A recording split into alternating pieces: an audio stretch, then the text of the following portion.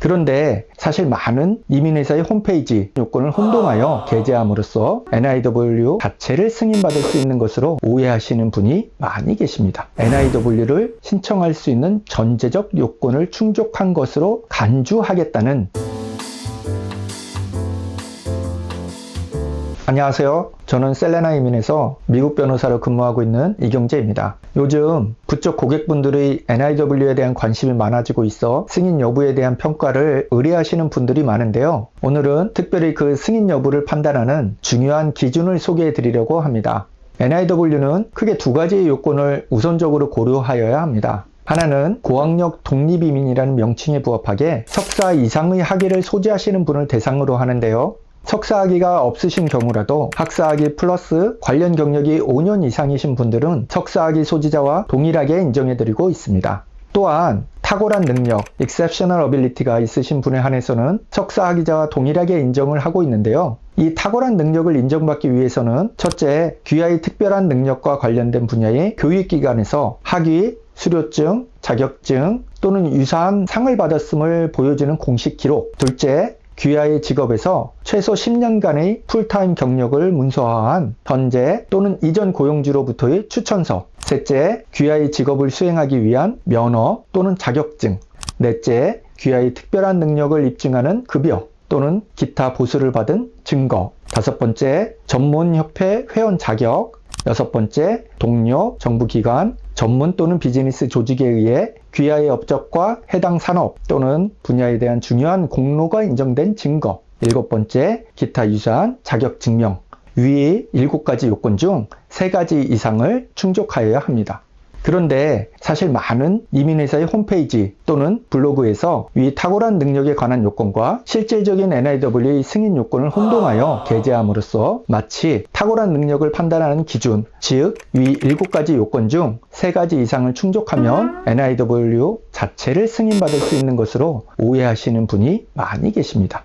지금까지 설명드렸듯이 탁월한 능력을 판단하는 과정은 단지 석사학위 이상의 고학력을 입증하지 못하시는 분들에게도 예외적으로 탁월한 능력이 있다는 것을 입증할 경우 NIW를 신청할 수 있는 전제적 요건을 충족한 것으로 간주하겠다는 1차적인 과정일 뿐입니다.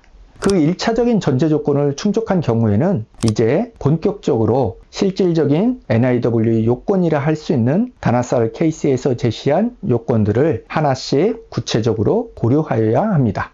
이 다나사르 케이스는 2016년 12월 27일 Administrative Appeals Office가 기존의 뉴욕 스테이트 디파트먼트 오브 트랜스포테이션 케이스의 요건들을 변경한 것으로서 아래와 같은 3가지 주요 요건을 제시했습니다. 첫째, 실질적 가치와 국가적 중요성이 있어야 합니다. 이 요건은 신청자의 분야와 활동이 미국 사회에 실질적인 가치를 제공하고 국가적으로 중요한 의미를 가지고 있음을 증명해야 한다는 내용입니다.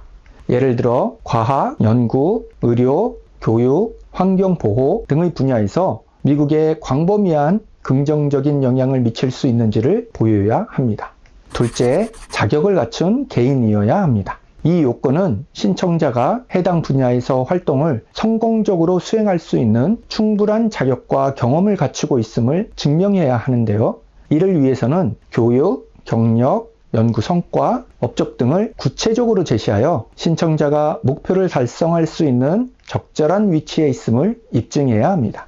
마지막 요건으로는 미국의 이익에 부합하는 면제이어야 합니다.